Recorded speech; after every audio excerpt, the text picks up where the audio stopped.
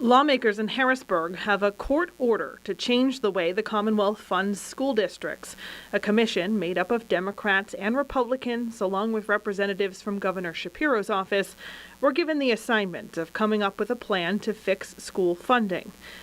At a meeting this week at the state capitol, members of the commission voted along party lines between two plans. The plan supported by Democrats won. Republican Senator Dave Argel is the only member from our area. He says the two parties did agree on a lot, including an investment in school facilities across the state and tweaking the current funding formula.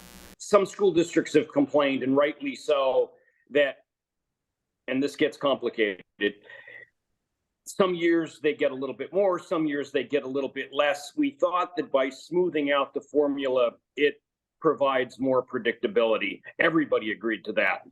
What the parties did not agree on is how much more to fund schools. The Republican plan did not commit to additional dollars. The Democrats' plan said extra money should be added to the education budget each year for the next 7 years. Some education advocates in the state say billions more dollars need to be invested to properly fund schools. What we didn't agree to was the fact that some of the advocates wanted $7 billion right away.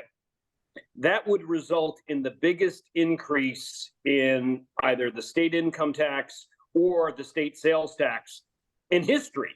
And so we just don't think that our constituents sent us to Harrisburg to vote for the biggest tax increase in history.